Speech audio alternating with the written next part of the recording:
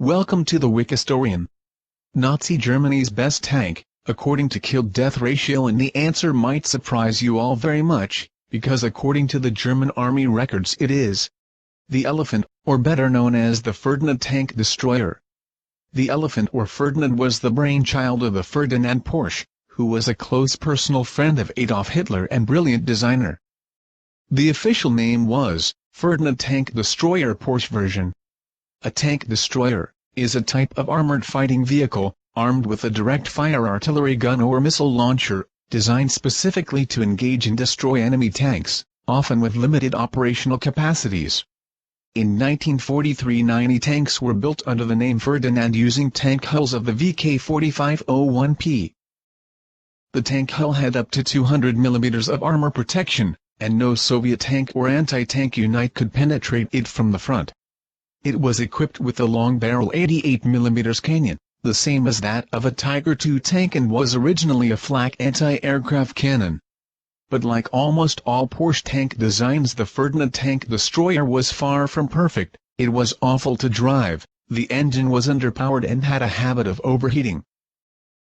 The final drive broke sometimes moments after leaving the factory, and the transmission could break down, leaving the tank in perfect condition but totally useless. But if it all worked, it worked like a dream, or nightmare if you were the enemy, and according to the German army statistics, with an average 10-to-1 kill-to-loss ratio, it is the most efficient tank killer of all the tanks they had.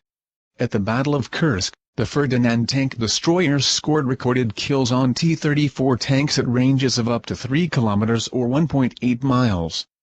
This ability to knock out enemy tanks at range was mostly due to the immense power of the long-barreled 88 mm cannon that the Ferdinand carried.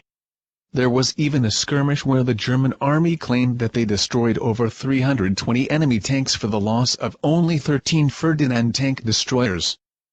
This a kill-to-loss ratio of 25-to-1, which is unmatched by any other tank during the entire war. However, this is unconfirmed information and should not be taken on face value. But it all does make sense.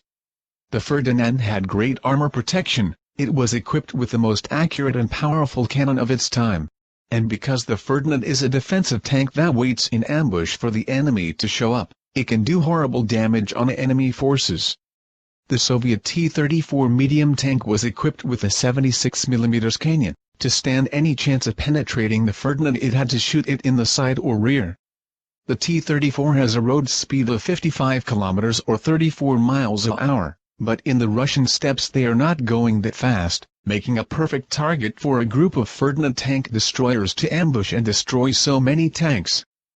Side note, the German army suffered a great defeat at the Battle of Kursk, and these Ferdinand tanks all got overrun by the massive amounts of Soviet T-34 tanks that kept coming at them wave after wave. There are even reports of T-34 tanks ramming some of the Ferdinand tanks head-on out of frustration or courage.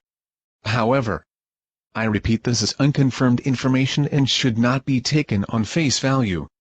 I have not found any actual documents of the German army that prove Ferdinand tanks had a kill-to-loss ratio of 25-to-1 in the Battle of Kursk.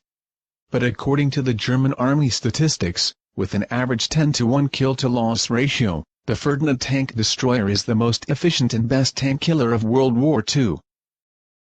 If you like our content, please consider subscribing and giving the video a like, and of course write a comment and tell us what you think of the Ferdinand. The perfect tank killer or rubbish tank. Thank you for watching the Wikistorian.